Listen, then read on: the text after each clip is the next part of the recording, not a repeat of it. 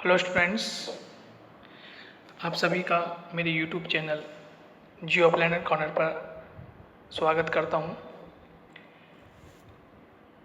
अभी हमने कुछ समय पहले करंट अफेयर्स के कुछ महत्वपूर्ण प्रश्न आपके सामने रखे थे और उनके सही आंसर यदि आपको आते हैं तो आप उसे कमेंट बॉक्स में कमेंट करने को मैंने कहा था। अभी मैं आपके सामने जो 10 क्वेश्चन आपके सामने रखे थे मैंने, उन पे हम चर्चा कर लेते हैं। उनकी आंसर की मैं आपको बता देता हूँ। यदि इस चैनल पर आप नए हैं तो उसे लाइक, शेयर और सब्सक्राइब करें ताकि आने वाले वीडियोस का नोटिफिकेशन आपको समय पे मिलता रहे।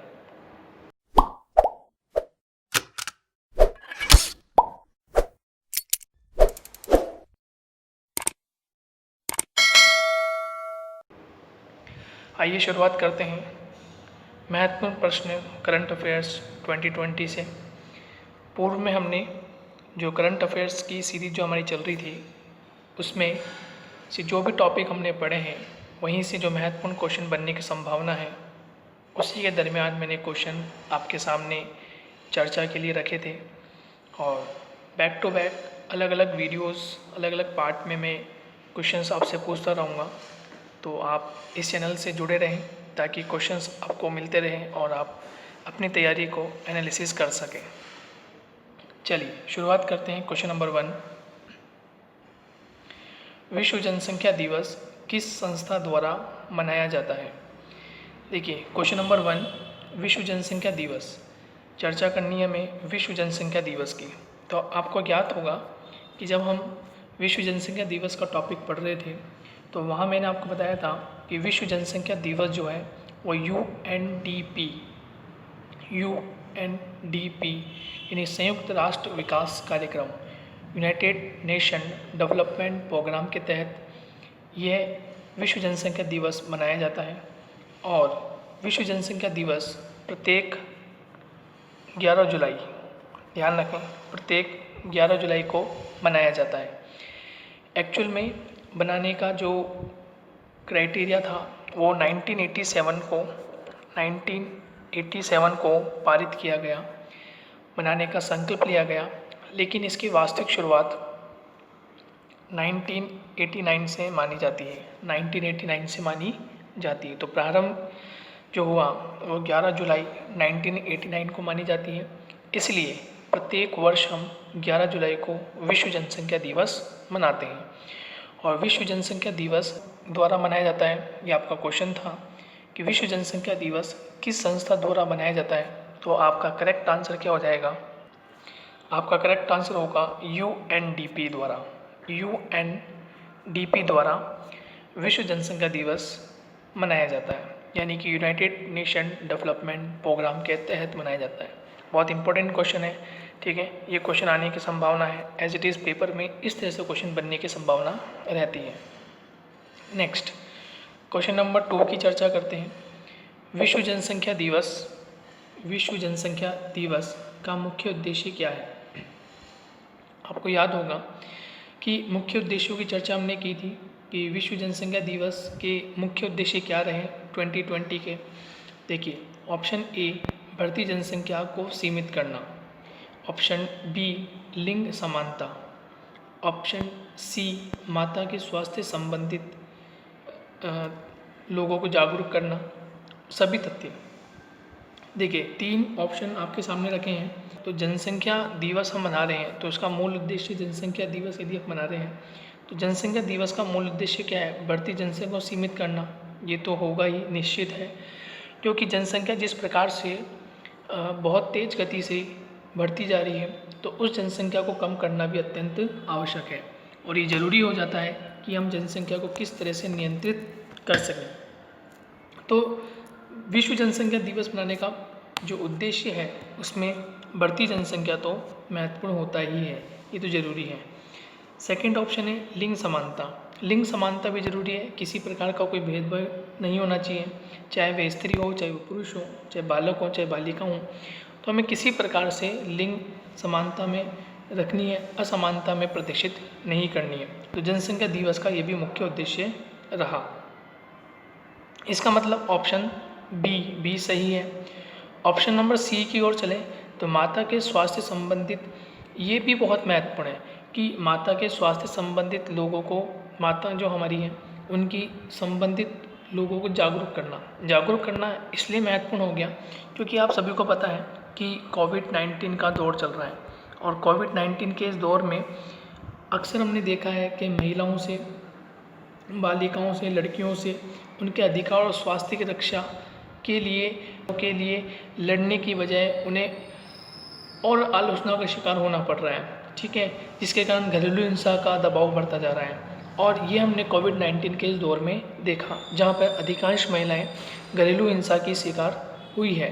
तो इस चीज़ को देखते हुए माता के स्वास्थ्य संबंधी सभी जो पहलू हैं उनको लोगों से जागरूक करना, पहचान दिखाना, पहचान बताना और महिलाओं की सुरक्षा करना, ये महत्वपूर्ण रहा। इसका मतलब यहाँ पर तीसरा ऑप्शन भी सही है। तो विश्व जनसंख्या दिवस का मुख्य उद्देश्य क्या है? सभी तथ्य सही है, सभी तथ्य सही है। तो आपका आंसर क्या हो जाएगा? डी।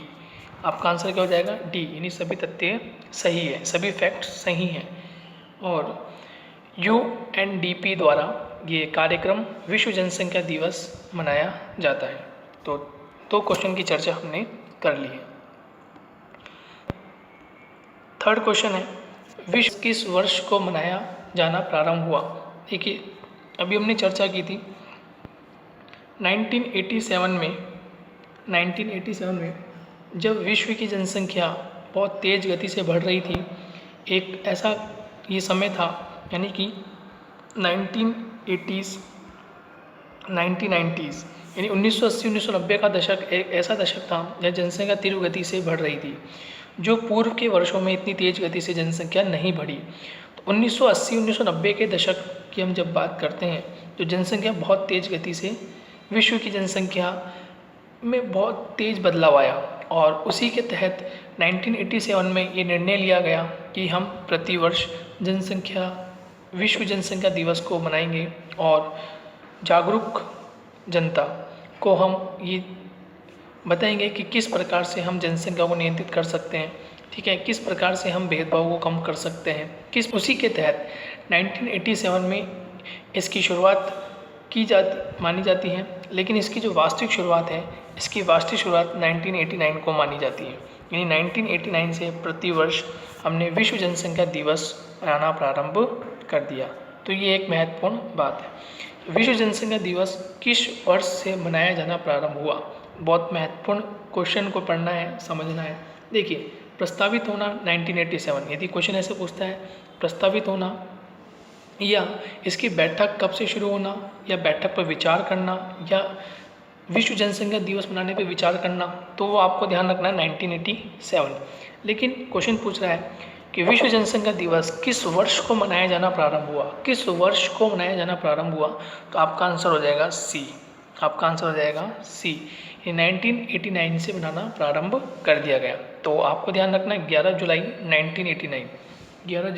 1989 को विश्व जनसंख्या दिवस मनाया जाता है। नेक्स्ट, विश्व जनसंख्या दिवस 2020 की थीम क्या थी? बहुत इंपॉर्टेंट क्वेश्चन।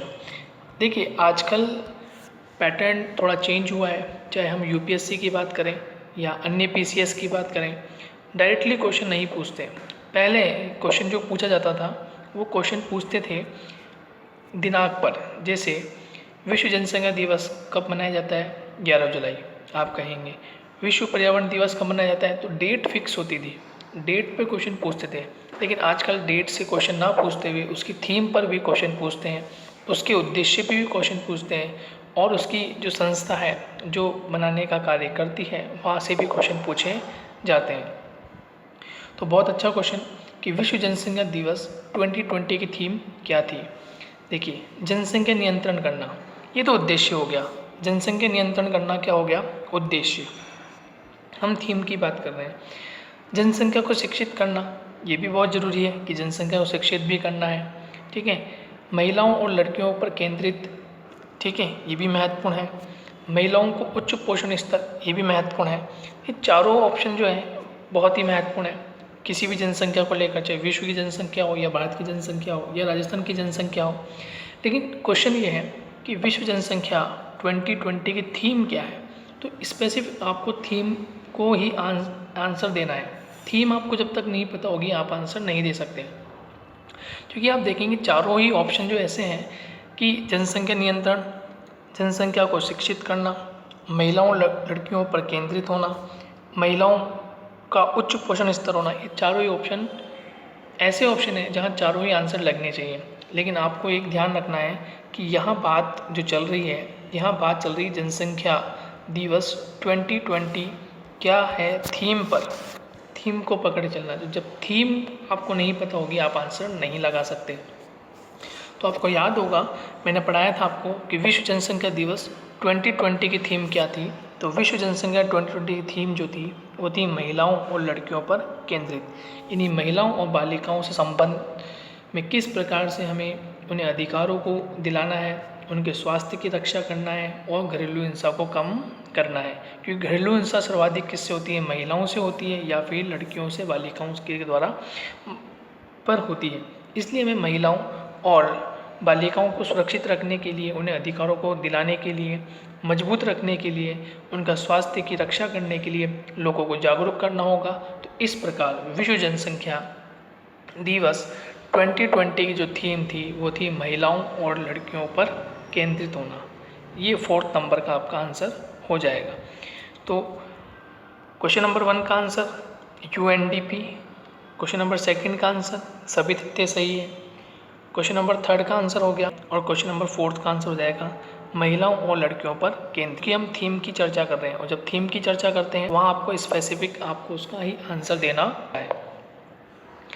नेक्स्ट, विश्व जनसंख्या के चौथे पायदान पर कौन सा देश है। बहुत ही अच्छा क्वेश्चन है कि विश्व जनसंख्या के चौथे पायदान पर कौन सा देश है। तो यदि आपको पता हो कि प्रथम स्थान पे कौन है, द्वितीय स्थान पे कौन है, तृतीय स्थान पे कौन है, चतुर्थ स्थान पे कौन है, तो आप उसका पता लगा सकते हैं। देखिए, तो क्वेश्चन पहले के जो पैटर्न था, पहले के पैटर्न पे क्या होता था, आपसे क्वेश्चन पूछता था कि विश्व जनसंख्या के प्रथम पायदान पर कौन सा देश है। ठीक है, यह क्वेश्चन पूछ लिया विश्व जनसंख्या के द्वितीय पायदान पर कौन सा देश है। लेकिन अब जैसे मैंने बताया कि फर्स्ट और सेकंड को नहीं पूछते हैं और ना ही लास्ट को पूछते हैं, अब पूछते हैं जो मिडिल में जो देश आए, यानी 3rd, 4th, 5th, 6th number पे जो देश आ रहे हैं उनके नाम पूछते हैं। ये थोड़ा क्रिटिकल होता है, ये थोड़ा सा इंपॉर्टेंट हो जाता है, क्योंकि फर्स्ट और सेकंड ये जो नाम है ये हर कोई पढ़ के जाता है, क्योंकि हर स्टूडेंट के दिमाग में ये होता है कि फर्स्ट और सेकंड तो पूछेगा ही पूछेगा और एक लास्ट पूछेगा। तो इसलिए फर्स्ट और सेकंड जो एग्जामिनर होते हैं वो आजकल फर्स्ट और सेकंड को बाहर कर देते हैं, लास्ट को बाहर कर देते हैं और वो पूछते हैं 3rd नंबर पे, 4th नंबर पे, 5th नंबर पे, इस तरह से क्वेश्चन पूछे जाते हैं। तो विश्व जनसंख्या के चौथे पायदान पर कौन सा देश है। तो चौथे पायदान पे जो देश है, अब देखिए इसका डायरेक्ट आंसर ना बता के मैं आपको एक इम्पोर्टेंट बात बताता हूँ। सबसे पहले फर्स्ट नंबर पे कौन है, चीन। आपको पता है फर्स्ट नंबर पे कौन है, चीन। सेकंड नंबर पे कौन है, भारत। सेकंड नंबर पे भारत।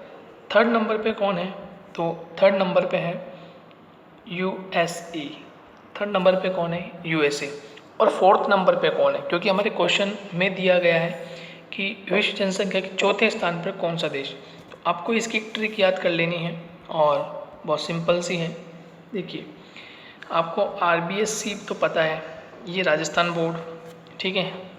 अब आपको ये भी पता है CBSE, आपको ये भी पता है CBSE, ये भी बोर्ड का नाम है। अब देखिए यहाँ से किस तरह से याद करना है, देखो C फॉर चाइना, तो चीन हो जाएगा फर्स्ट नंबर पे।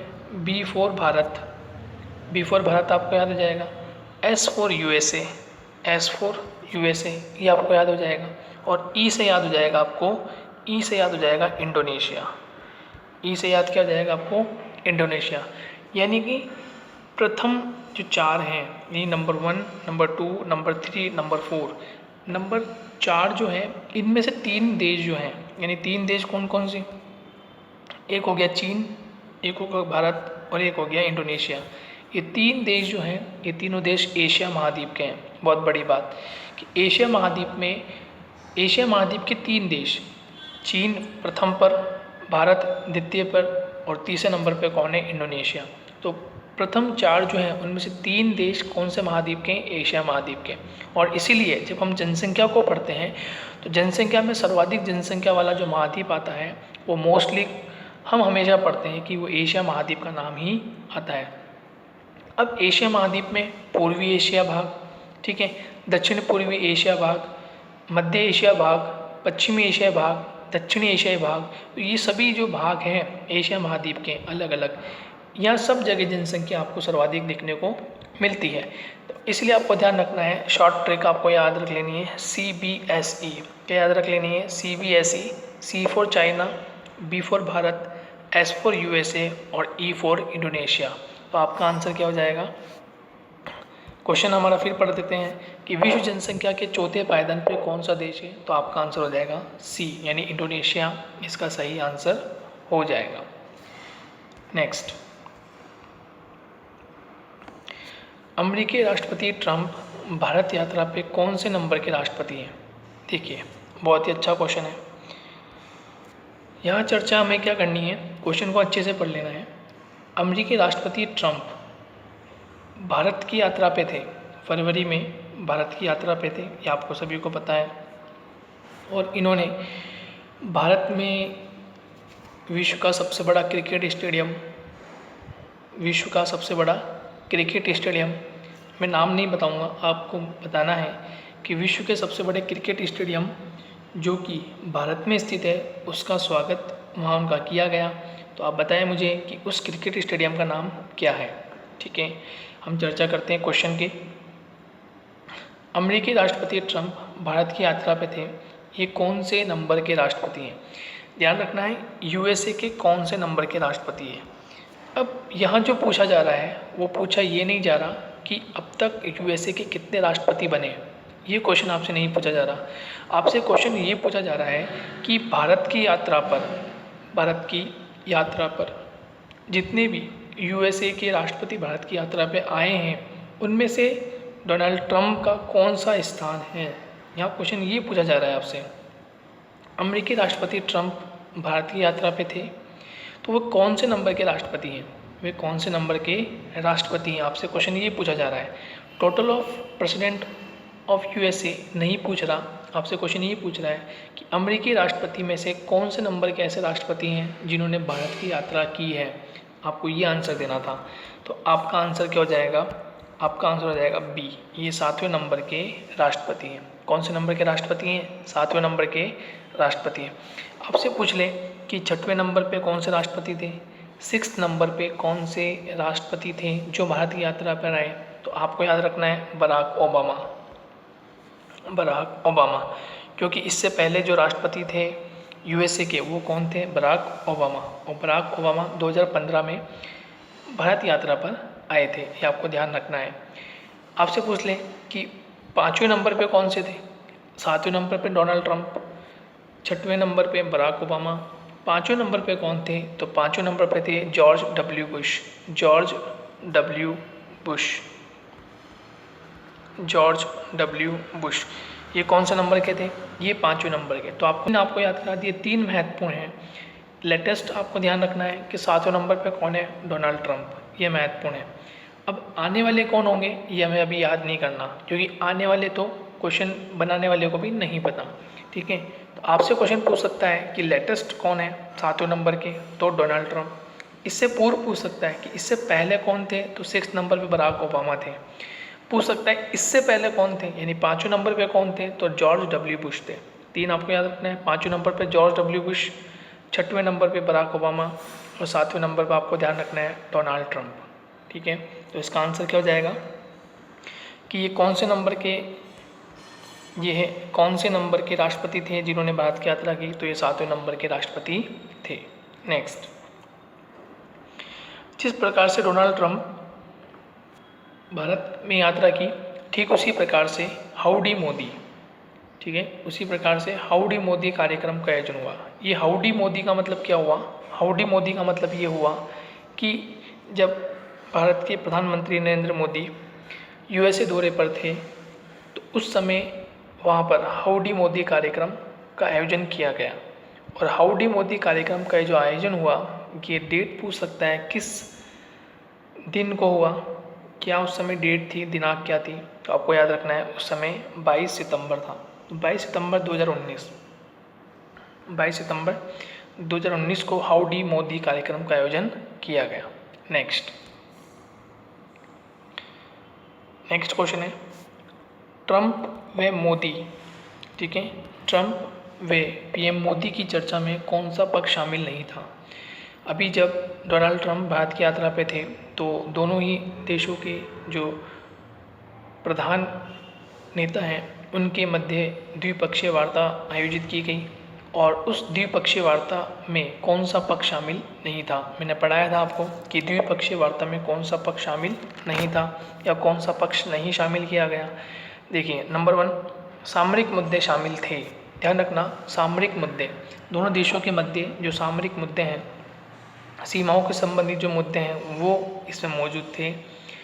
व्यापार को लेकर भी चर्चा की गई कि व्यापार को हम कैसे बढ़ाया जा सकता है, किस वस्तु का आयात किस वस्तु का निर्यात सर्वाधिक किया जा सकता है। ऊर्जा के क्षेत्र में भी चर्चा की गई थी। तो किस क्षेत्र पे चर्चा नहीं की गई, वो था स्वास्थ्य के क्षेत्र पे चर्चा नहीं की गई। और देखिए, आपसे क्वेश्चन पूछा है कि ट्रंप व पीएम मोदी की जो चर्चा उसमें कौन सा पक्ष शामिल नहीं था। क्वेश्चन को ढंग से पढ़ना है, समझना है, कौन सा पक्ष शामिल नहीं था आपको नहीं बताना है। यानी सामरिक मुद्दे था, व्यापार था, ऊर्जा भी जो मुद्दा था उस पर चर्चा हुई थी, लेकिन आपको ध्यान रखना है स्वास्थ्य पर चर्चा नहीं हुई थी। ये मुद्दा जो था ये शामिल इसमें नहीं था, ठीक है, तो ये ध्यान रखना है। तो इसका सही आंसर क्या हो जाएगा, इसका सही आंसर हो जाएगा स्वास्थ्य। सही आंसर क्या हो जाएगा 8th का स्वास्थ्य। नेक्स्ट, आत्मनिर्भर भारत अभियान की शुरुआत होती है, ठीक है। तो आत्मनिर्भर भारत के अभियान की जो शुरुआत हुई है ये कब हुई है ये आपको बतानी है। तो आत्मनिर्भर भारत अभियान की शुरुआत 12 मार्च, 12 अप्रैल, 12 मई या 12 जून। तो इसका सही आंसर है 12 मई। सही आंसर क्या है 12 मई। 12 मई 2020 को भारत के प्रधानमंत्री नरेंद्र मोदी जी द्वारा 12 मई को आत्मनिर्भर भारत के अभियान की शुरुआत की थी और 13 मई से लेकर 17 मई तक विभिन्न मुद्दों पर चर्चा की गई। विभिन्न मुद्दों को भारत देश के सामने रखा गया, इस पर भी हम चर्चा करेंगे। तो आपको ध्यान रखना है कि आत्मनिर्भर भारत अभियान की शुरुआत कब होती है, ऐसा क्वेश्चन आएगा। तो कब प्रारंभ मानी जाती है, 12 मई 2020 को मानी जाती है। और इस सीरीज़ का अंतिम सवाल, आत्मनिर्भर भारत अभियान के तहत कौन सा स्तंभ शामिल नहीं है। आत्मनिर्भर भारत अभियान के तहत कौन सा स्तंभ शामिल नहीं है। आपको पता होना चाहिए 5 स्तंभ इसमें शामिल किए गए थे। प्रधानमंत्री मोदी जी द्वारा 5 स्तंभों की चर्चा की थी और 5 स्तंभों में से इसमें से कौन सा स्तंभ शामिल नहीं है आपको ये बताना है। देखिए, शिक्षा, बुनियादी ढांचा, जागरूक जनता और अर्थव्यवस्था, ठीक है। इसमें 5 चीज़ों की जो 5 स्तंभ है उसकी चर्चा की गई थी। बुनियादी ढांचा, जागरूक जनता, अर्थव्यवस्था और शिक्षा। इसमें से कौन सा जो स्तंभ है वो शामिल नहीं है आपको ये बताना था, क्योंकि क्वेश्चन जो पूछा गया है वो क्वेश्चन नहीं पे पूछा गया है कि कौन सा मुद्दा शामिल नहीं था, ठीक है। देखिए, नंबर 1 क्या था, शिक्षा। क्या शिक्षा शामिल था, क्या शिक्षा को रखा गया था आत्मनिर्भर में। तो हम कहेंगे कि शिक्षा को नहीं रखा गया था।